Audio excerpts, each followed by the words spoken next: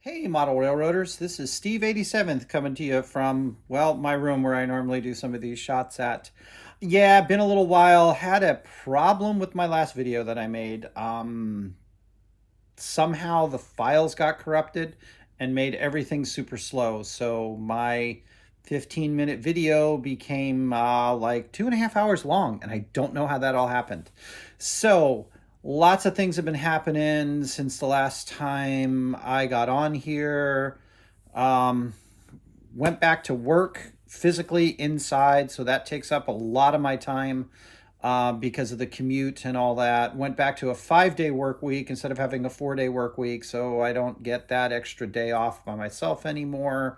Wife got injured at work, so I've been kind of dealing with that a little bit, and just general other things that aren't great in my life right now. But a couple of good things that have happened is we've had a few train shows, and there's also been some neat new stuff that has gone either on sale or came up online. So I'm going to go ahead and show you some of the things that I got since we last spoke, and a couple of the things that I've been doing, because I haven't really had a lot of time to model, and haven't had a lot of time to watch videos.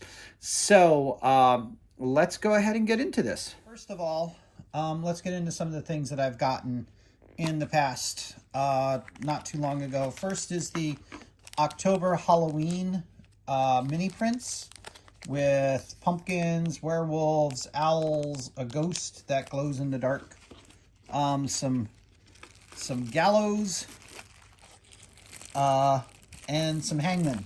So that's kind of cool. That was neat. And of course got the mini print stickers. Whoops. Got the mini print sticker. That comes along with everything. One of my little things, because that's the mini prints of the month club, which is really kind of cool. I like it. You get some different types of stuff. Might have paid a little bit too much for it. However, this is actually a pretty cool thing that I got. It's German. The Schoko heavy duty logging tractor. This thing is really kind of awesome. It's actually a Russian logging tractor, but if you look at it, the way that it looks, it could be just an old type of US one. Because I'm in the logging world, this is going to be fun to just kind of really just dirty up and make it look like it's old and used and sticking out there. Another couple of things that I got at some of the train shows, I wound up getting yet another wheel loader, because I realized I got a lot of logs. I'm going to need a lot of wheel loaders. So I was able to pick up another one of those at a good price. And since I got my big crane, or my big scoop for my rock mill, I found out I needed a couple of more highway trucks. So I got some more Cat 772s. I got like 2 of these. So that'll make a good addition. Okay, this next one that I got came all the way out of Japan. And it is a Komatsu loader. Okay, what is this? So the cool thing about this is, if anybody's ever done this or knows about this, this is what's actually used in underground tunnels and mines. Yes, I will not have any tunnels or mines on my layout, but I collect 187 scale vehicles, and this is just so cool. I mean, look, it's got the short cab like it's supposed to so that it can go into the tunnels. It's got a big scoop that actually rotates.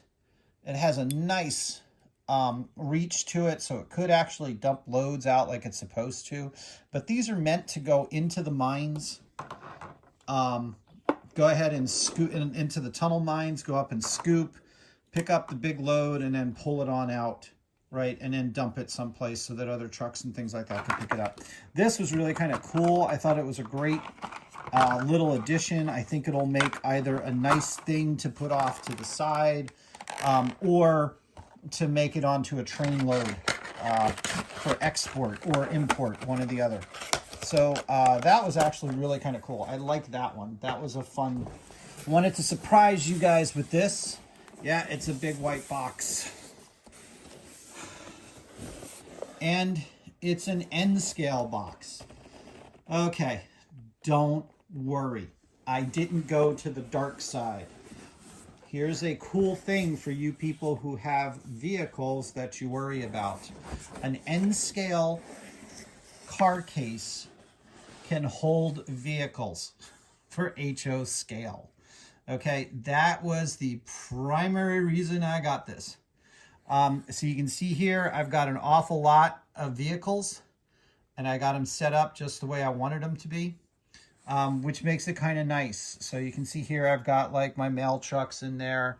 My camera is going haywire, so I'm going to stop. All right, so the thing just took off by itself. But there are a couple of things that I did build over the past couple of days. One of them is this water tanker truck, which is really kind of cool. It's a Walters front. I put the little light on it. But it's meant to be the sprinkler truck for like in a mine or something like that to keep all the roads damp. The back end I got off of Shapeways and painted that all up in silver. Kind of like the way that that came out.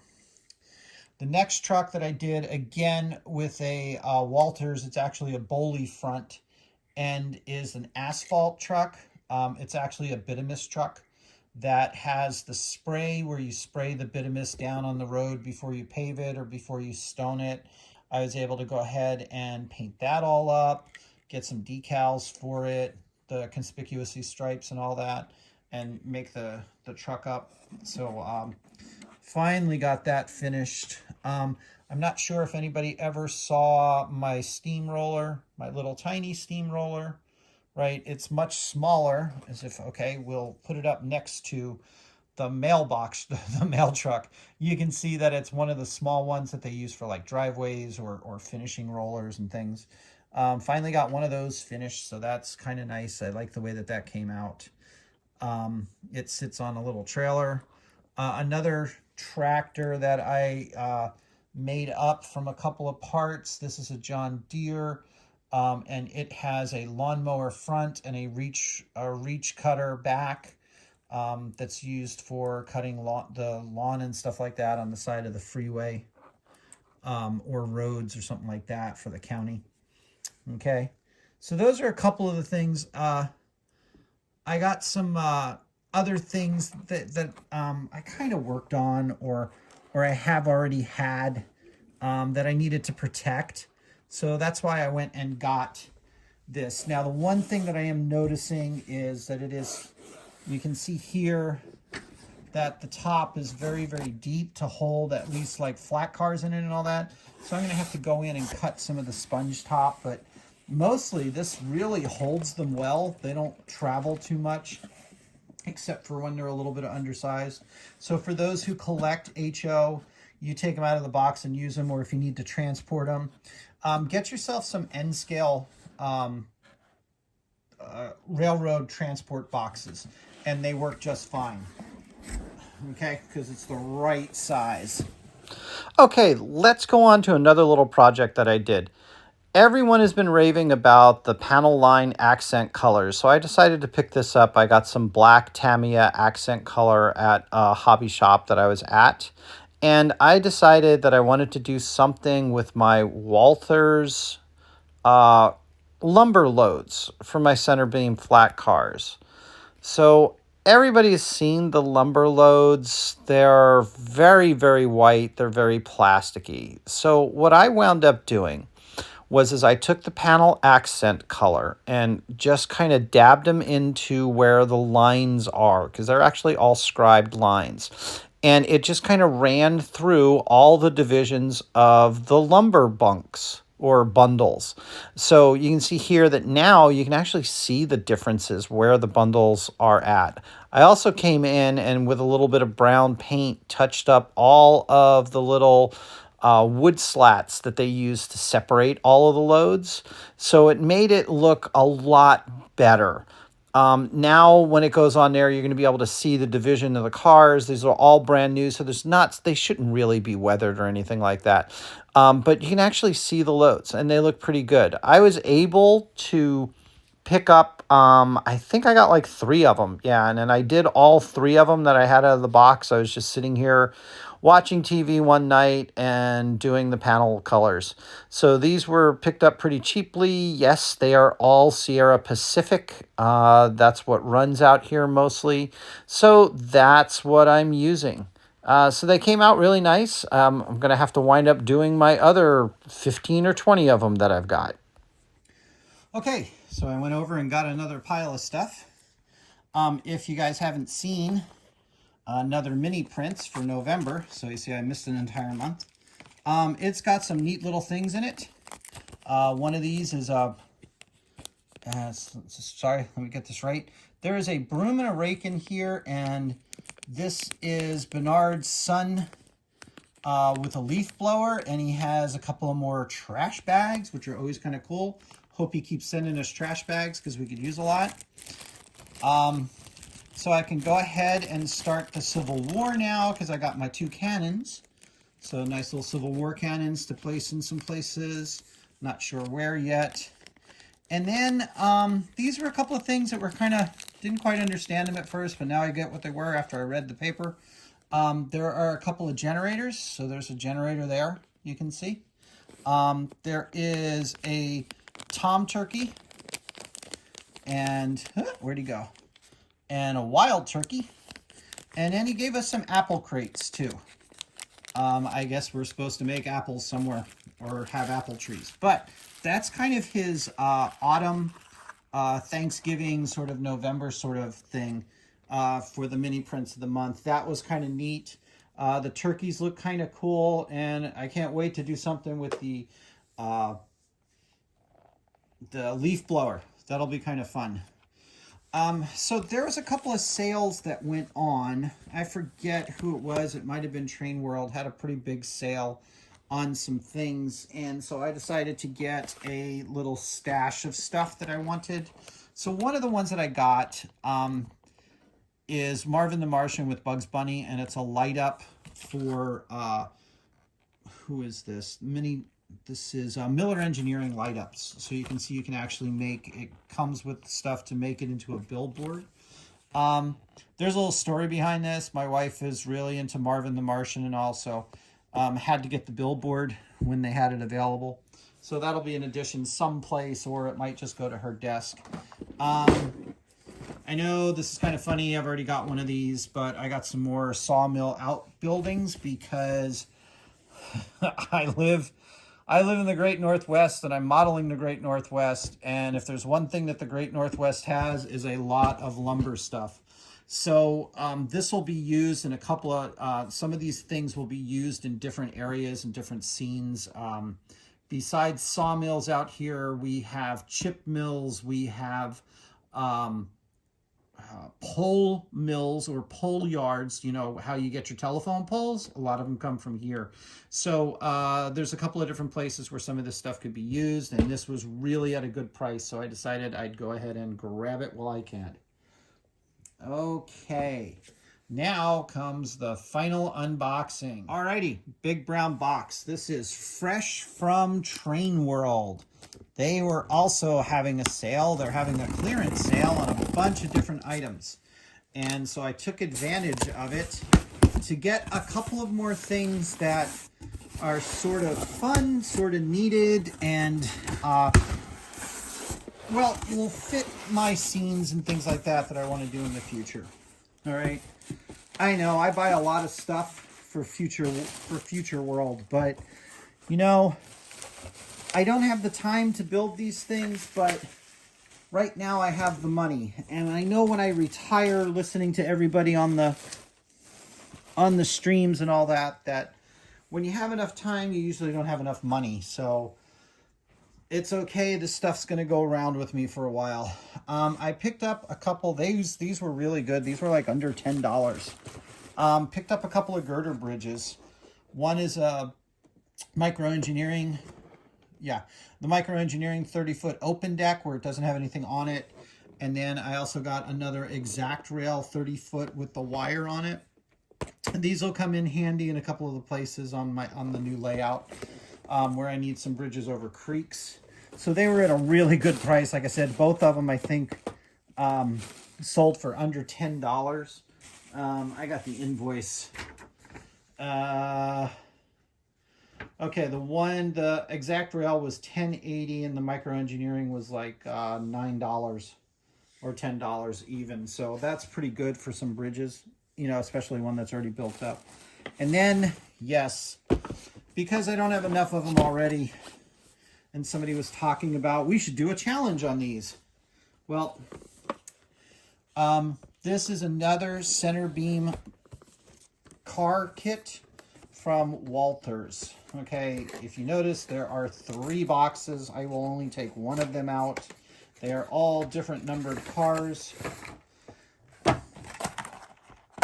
And when I was doing research and looking at this, I found out that these guys actually run on the Puget Sound and Pacific right now. Not these particular numbers, but this particular company. So these are the Opera style window center beam cars. They are WCRC, and let me see if it tells us who they are. Cascade Warehouse. Okay, so Cascade Warehouse is a company that's out here that does a lot of the lumber and all that. So this is it's a nice heavy car. They had 3 different road numbers of these, and they were less than 25. I think these were on Sway special. Yeah, they were like $26 a piece. So I went and picked up 3 more of them. That should really do me for all of the center beams that I have. I think that gets me up to about 40 some odd center beam cars that I need. But again, remember, we have a lot of lumber products that ship through and into the Northwest. So we tend to have a lot of these cars around, both the Opera and the newer cars. So it's not unusual to see these. Some weathering on this, and that'll be really awesome. So again, I was able to get 3 different road numbers of those cars, which makes it really nice. And then lastly, that's not going to go in there either. The last thing that I got, which is probably going to wind up at a diorama somewhere, is I got a Rapido. Which car is this? I'm sorry. It is, I think it's the Chevy. I don't know. I'm sorry. I'm not a car person. Yeah, it's the Chevy Impala, but it's a fire chief car. So this is a fire chief car from about the late 70s, early 80s. Yeah, so it's a 1980s Impala fire chief car. I do kind of remember these growing up in my area with the fire chief always riding around in this. I've got some older fire engines that this will look just perfect with. It'll make it really, really a nice scene. Got the fire chief car, the older fire engines and all that. So that'll be really cool. So that is my take. There's been a lot of stuff. I think I showed you guys some of the other things that I got, but let me just check just to make sure. Yep, that was all the new stuff that I could find that I guess I want to show or whatever. So just a couple of news things I want to bring up. Okay, so the Boeing Employees Model Railroad Swap Meet is on again. This will be, you can see here, it's the 42nd annual. It's coming up Saturday, November 12th at the Kent Commons for those people who want to go there. It's usually pretty good. It's gotten smaller over the years, but that's kind of one of the things that happens. This show I went to one year, the Railroad Show and Swap Meet, Polk County Fairgrounds in Rickrell, down in Oregon on December 3rd. It's kind of neat. It's way out there, but it was kind of a nice little show for what they had way out in the middle of nowhere. There were some interesting things. So anybody who's around in the Polk County area of Oregon, out by McMinnville and all that, a good show to go to in the coming months. Now, this is a big one. So the event we've been waiting for, yes, this has been closed for a couple of years. It's the Washington State Train Show and Marketplace. So this comes back to the Evergreen State Fair. I know it's not like you guys in the East Coast where you get all of the people to come out and all that, but this is 3 or 4 buildings at a fairly large county fairgrounds. So it's going to be kind of nice. It's 2 days. This is put on by the 4-H of Snohomish County in my area. They actually have a train program at 4-H that's for N-scalers. So they kind of put it on. It makes money for them to keep going with the kids and all that and getting them into model railroading. So this is always kind of a fun show. And it's one of the larger ones in Washington State. I think there is also, usually right around Thanksgiving, is the Great American Train Show that happens in Puyallup. I haven't seen a flyer for that one. And then this show just started, the second annual Railroad Swap Meet and Train Show in Elma. The funny thing is, the Grays Harbor County Fairgrounds in Elma, Washington. Elma, Washington is actually the center of the Puget Sound and Pacific Railway. That's kind of their hub area. They've got a big Y that they move all their trains through and all that. So it's kind of the area that I'm modeling. So that's kind of a fun thing to do. All right, so that's kind of a catch up for everything that I've had to do. There might be some more stuff that I might have missed. Oh well, it happens. But I had one last piece of news to share with everybody, especially up in the northern Washington east side or west side area. Broadway Hobby Shop in Everett, Washington actually got sold. So it is not going to be closing, which is really kind of cool. There's a new owner. He had a grand opening and all that kind of stuff. So it made it so that that they're going to keep the hobby shop open. I know it's a small hobby shop for trains and all that. However, there is a train club that meets there. And he said that he is going to look at getting new things, bringing in new vendors and all that kind of stuff, and hoping to expand a little bit on the railroad. We know it's a big RC shop. He's going to continue working with that. And I think he's also going to try to go do a little bit of an online presence. So that's really great news. It's kind of fun to come up and say a hobby shop is not closing. So not only is he not closing, he's hoping to grow the business and bring in more product. So go up and visit them. They're on Broadway in Everett, just north of downtown. So that's it. That's all I've got to say. Thanks everybody for watching. Like, subscribe, send this to other people. Donate money to your favorite charity in my name, whatever you guys want to do. Thanks for watching. This is Steve 87 saying goodnight.